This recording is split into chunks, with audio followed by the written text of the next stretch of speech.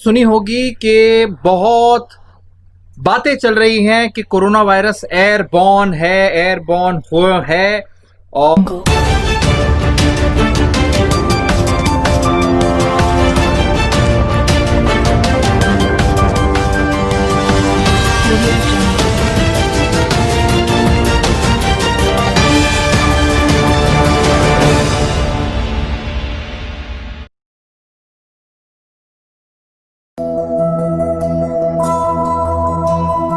The internet is full of bro science, fake knowledge, half information, or propaganda. Your quest of reliable, authentic health information ends here. So subscribe this channel and hit the bell icon, and you never have to go anywhere else ever again. नमस्कार, आदाब, सत श्री अकाल दोस्तों, कैसे हैं आप? मैं हूं डॉक्टर परमजीत, आप देख रहे हैं डॉक्टर एजुकेशन। दोस्तों, खबर आपने सुनी होगी कि बहुत बातें चल रही हैं कि कोरोना वायरस एयरबॉर्न है और WHO के ऊपर जोर डाला जा रहा है और ये रिसर्च हुई है। कई सारे न्यूज़पेपर में आपने सुना होगा कि दुनिया भर के 32 कंट्रीज के 32 कंट्रीज के 239 साइंटिस्ट्स ने आउटलाइन करी है एविडेंस को और ये बताया है कि कोरोना वायरस में बड़े बड़े पार्टिकल्स ही नहीं है जो हम छींकते हैं, खांसते हैं, बात करते हैं, तो स्मॉलर पार्टिकल्स हैं जो कि इन्फेक्ट कर रहे हैं लोगों को। और वो 329 साइंटिस्ट ने एक ओपन लेटर में WHO से कहा है कि अपनी रिकमेंडेशंस को रिवाइज करें। रिकमेंडेशंस के लिए हर इंसान के लिए N95 मास्क होना चाहिए और जो पेशेंट है फिर वो ऐसा अगर होगा कि वो एरोसोलाइज्ड है, पहले हम समझते हैं एरोसोलाइज्ड और ड्रॉपलेट में क्या फर्क होता है, और अगर कोरोना वायरस एयरबॉर्न होता तो फिर क्या हो जाता और क्या नहीं होता। अव्वल तो एयरबॉर्न इन्फेक्शन जो है उसको इस तरह से कंट्रोल नहीं किया जा सकता जिस तरह से अभी करने की कोशिश हो रही है, और ना ही फिर चाइना में वो कंट्रोल होता जिस प्रकार से चाइना में कंट्रोल हुआ अगर वो प्योरली एयरबॉर्न होता। एयरबॉर्न इन्फेक्शंस के भी एग्जाम्पल देखेंगे और ड्रॉपलेट इन्फेक्शन के एग्जाम्पल देखेंगे और बात करेंगे आज कि भाई ये सब में प्रॉब्लम कहाँ है। आपको ये समझना होगा सबसे पहले कि साइंटिस्ट को ये बहुत इंपॉर्टेंट हो जाता है एक साइंटिस्ट के पॉइंट ऑफ व्यू से कि उसकी जो थ्योरी है फिर वो कई बार उसके लिए सोचने लग जाता, प्रोज एंड कॉन्स। लेकिन एक अथॉरिटी को ग्लोबल लेवल पे सोचना पड़ता है कि भाई इसके इम्प्लीकेशंस क्या होंगे, इसके अगर हम कोई स्टेटमेंट देते हैं तो उसका क्या होता है। खैर, बहरहाल ये एक अलग एस्पेक्ट है, इस पर हम नहीं जाएंगे, ये उनका लेना देना है।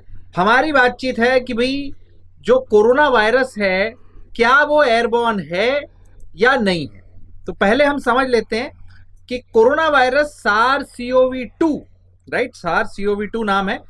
ये एयरबॉर्न का मतलब क्या है, एरोसोलाइज्ड का मतलब क्या है, ड्रॉपलेट का मतलब, ये पार्टिकल पे डिपेंड करता है, यानी कि कोरोना वायरस के पार्टिकल का साइज।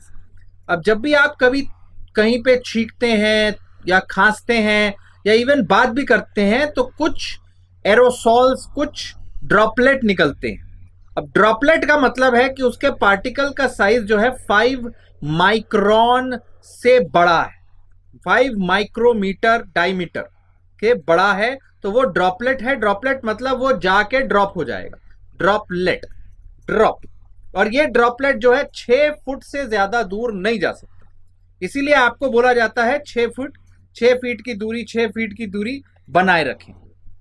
ज्यादातर कोरोना वायरस में ड्रॉपलेट ही निकलते हैं, लेकिन कुछ मात्रा में हर बार हर चीज में कुछ एरोसॉल्स निकलेंगे। एरोसॉल का मतलब है लेस देन 5 माइक्रोन के डायमीटर, 5 माइक्रोमीटर पर के डायमीटर से छोटे जो ड्रॉपलेट होंगे, माइक्रो ड्रॉपलेट बोल लीजिए, एरोसोलाइज्ड ड्रॉपलेट बोल लीजिए। ये क्या होता है, ये दूर तक जा सकते हैं, ये हवा में कुछ देर तक सस्पेंडेड रह सकते हैं, ये घूमेंगे नहीं, ये दिल्ली से मुंबई नहीं जाएंगे, राइट, ये गली से गली घूमेंगे, आपके घर में घुसेंगे, ऐसे ऐसे नहीं होगा। ये माइक्रो ड्रॉपलेट्स ये हो सकते हैं एरोसोलाइज्ड होके कुछ देर तक हवा में सस्पेंडेड रहें। अब ऐसे में अगर एक खुली जगह है तो वहां तो वो थोड़ी देर में बैठ जाएंगे, हो सकता है 15 मिनट, आधा घंटा, 1 घंटा, वी डोंट नो। लेकिन डिपेंडिंग अपॉन मॉइस्चर कितना है, डिपेंडिंग अपॉन एयर कितना है, डिपेंडिंग अपॉन टेम्परेचर कितना है। लेकिन एक बंद कमरे में, एक हॉस्पिटल के अंदर जहां बहुत सारे पेशेंट्स हैं, एक स्कूल के अंदर अगर वहां 10 लोग हैं, एक मॉल के अंदर जहां वह 50 लोग हैं, उनमें से अगर 10 लोगों को भी कोरोना है और 5 लोगों को भी कोरोना है, हॉस्पिटल में तो जितने लोग आ रहे हैं उसमें कई सारों को कोरोना होता है, तो उसमें फिर हमें ये मान के चलना होता है कि हवा में ही कोरोना है। तो हॉस्पिटल में जब हम रहते हैं, as far as our hospital stay is concern, वो पूरा का पूरा कोरोना से भरा हुआ एनवायरनमेंट एरोसोलाइज्ड मान के चलना पड़ता है। इसके लिए फिर कई सारे प्रिकॉशंस लेने पड़ जाते हैं, बहुत सारे। याद रखिए, कोरोना हो या कोई भी हो, ultimate there are 2-3 types of this thing. इसमें क्या है, एक तो लार्ज इन्फेक्शियस ड्रॉपलेट होते हैं जो वायरसेस, हर प्रकार के वायरसेस से निकलते हैं, वाटर और म्यूकस इनक्लोज्ड होते हैं, जो 1 से 3 फीट 6 फीट तक गिर जाते हैं।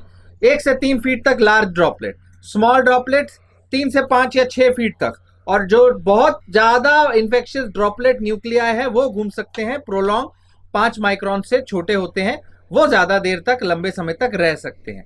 याद रखिए, इसमें आपके कफ की स्पीड भी, कितने जोर से खांसी कर रहे हैं वो भी मायने रखता है, और स्प्रे भी मायने रखता है। तो ऐसे कई सारे इन्फेक्शंस हैं जो कि ड्रॉपलेट इन्फेक्शंस हैं। जैसे कि आप अगर बात करें ड्रॉपलेट की, तो गला जो खराब होता है, स्ट्रेप्टोकोकस थ्रोट इन्फेक्शन, या फिर haemophilus influenza, diphtheria, rubella, mumps, adenovirus, parvovirus, rhinovirus, ये सारे जो हैं, या और यहां तक के जो कुछ प्रकार के कोरोना वायरस आपको पता है 6 प्रकार के हैं, तो कोरोना वायरस कुछ प्रकार के हैं जो सिंपल ड्रॉपलेट इन्फेक्शन है। अब एक ड्रॉपलेट इन्फेक्शन से बचने के लिए हमें याद रखिए, जो हॉस्पिटल में पेशेंट्स होते हैं उनको हम एक साथ रख सकते हैं, लेकिन एक बड़े कमरे में रख सकते हैं 6-6 फीट की दूरी में, राइट। और उनको मास्क पहनाना है जब भी वो एक दूसरे के पास जाते हैं या ट्रैवल होते हैं, और जो खांसी वासी करते हैं तो उनको मास्क पहनना चाहिए, या बाहर हैं तो फिर कफ एटिकेट्स होने चाहिए, आपको भी पता होना चाहिए। लेकिन अगर कहीं कोई ड्रॉपलेट की जगह एयरबोर्न ज्यादा है, एयरबोर्न इन्फेक्शंस इंडिया में हैं, जैसे कि varicella, zoster, chicken pox, right, small pox, measles, tuberculosis, Ebola, ये एयरबोर्न है, ये डेंजरस है। अगर ये फैलते हैं तो इसको रोकना बहुत मुश्किल हो जाता है, और इसके लिए फिर हर पेशेंट को एक एक अलग अलग कमरा, दरवाजे बंद, उसमें नेगेटिव एयर सक्शंस होने चाहिए, फिल्टर्स, एयर फिल्टर होने चाहिए, हिपा फिल्टर्स होने चाहिए, कि भाई पूरे हॉस्पिटल में फिर फिल्टर्स लगाने पड़ेंगे, फिर पूरे अस्पताल में एक एक पेशेंट को एक एक कमरा देना पड़ेगा। ऑलरेडी कमरे कम है, ऑलरेडी बेड कम है, ऑलरेडी आईसीयू में, तो ये भी बहुत ज्यादा इनप्रैक्टिकल हो जाता है। और इसके अलावा जैसे मैंने कहा, आपको एक एक जगहों को सील करना पड़ेगा नेगेटिव एयर सेक्शन से, क्योंकि वहां की हवा अगर बाहर चली गई तो उससे एरोसोल्स बाहर चल जाएंगे, फैल जाएगा और ज्यादा वायरस। अगर ऐसा होता तो चाइना में ये वायरस इतनी आसानी से कभी कंट्रोल नहीं आता। हिपा फिल्टर्स लगाने पड़ते हर अस्पताल में, कफ एटिकेट्स वो सब तो अलग बात है, पेशेंट को ट्रांसपोर्ट ही नहीं करते फिर एक जगह से दूसरी जगह, या करते तो मिनिमम करते, और पूरे के पूरे जो एटिकेट्स हैं, जो मास्क है, फिर कोई और मास्क से काम नहीं चलता, फिर सिर्फ और सिर्फ N95 वाला मास्क पहनना पड़ता, रेस्पिरेटर्स पहनने पड़ते, मजाक से नहीं, सच में ऐसा फिर हो जाता। तो जहां पर यह जरूर सच्चाई है कि हर प्रकार का वायरस, जब हम ये मानते हैं कि वायरस जो है स्टूल में भी आ रहा है, यूरिन में भी आ रहा है, बॉडी फ्लूइड्स में भी आ रहा है, लेकिन ये मेजॉरिटी किससे फैल रहा है वो मायने, तो मेजरली जो मेन उसका 80-90% उसका जो स्प्रेड है, ट्रांसमिट है, वो ड्रॉपलेट न्यूक्लियाई से है, फोमाइट से है, चीजों के ऊपर गिर जाने से, उसके ऊपर हाथ लगाने से है, और जो 5% 2% छोटा मोटा ट्रांसमिशन है वो एरोसॉल से है। ज्यादा एरोसॉल का ट्रांसमिशन आपका अस्पताल में है, इसलिए हॉस्पिटल जाना थोड़ा खतरे वाली चीज होती है। Unless and until you have emergency, hospital ना जाएं। अगर जा रहे हैं अस्पताल तो अपना घर आके नहाए धोएं, 100 बार हम बता चुके हैं, ये सारी चीजों का पालन आपको करना है, और वीडियोस देखने हैं, ये सारे डिबेट्स चलते रहेंगे।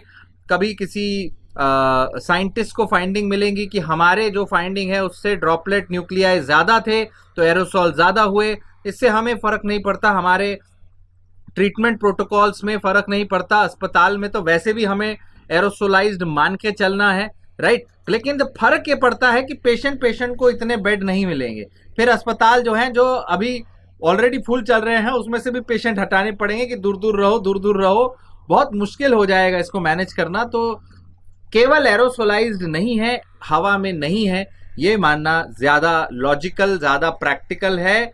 बाकी आगे रिसर्च चल रही है, जो निकल के आएगा आपके सामने आएगा, ये हमारा ओपिनियन है।